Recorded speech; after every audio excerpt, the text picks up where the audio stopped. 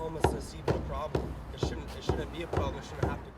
Dylan Waters has been living at the Stepping Stone Trailer Park for the last 4 months. He says he'd have to leave Napanee if the town chooses to move forward with evicting residents off the property. Probably have to go to a homeless shelter for a few months, and that wouldn't be nice.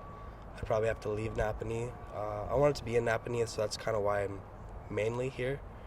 That's where I'm from. The property's owner, Scott Drader, gained attention last year when he received a cease and desist letter from the town council for breaking bylaws by housing people in trailers on his property. He removed 5 of the 10 trailers back then and has been quietly operating ever since, until he got another letter this month. Most of them here are just temporary. They need to get their feet on the ground.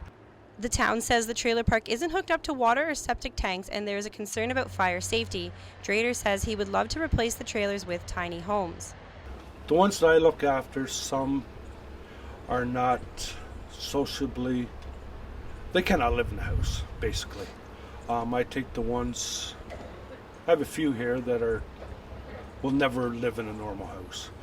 Something like a tiny home or something like that, if they feel confined in their little home. Like if they were in a house, they would be confined.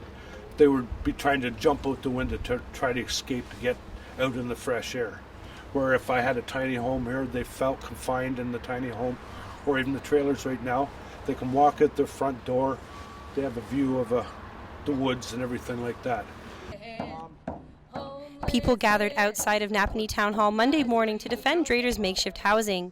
Mayor Marg Isbester did come outside to speak with the group. Tell the people what you're going to do for the homeless people in Napanee. It's your turn. Go. Isbester says that she supports the tiny home idea, but she's just one person on the council. Yeah, and I would like to see people housed differently than that. I think the tiny homes is a great idea. And we've had a lot of people look at that. So hopefully that'll be an alternative, but it's not going to happen tomorrow. Dylan Waters says that the town should look at how they can help Drader and the people living at Stepping Stone. They should look at the pressures that are being put on the park, because maybe they need to do something on their side instead of on this side. And so instead of finding Scott, maybe find a way to realize that housing is an issue and do something about it. Council has told Drader that he'll need to rezone his property for more than one legal housing in order to move forward with the tiny home plan. Sarah Cook, QNet News, Napanee.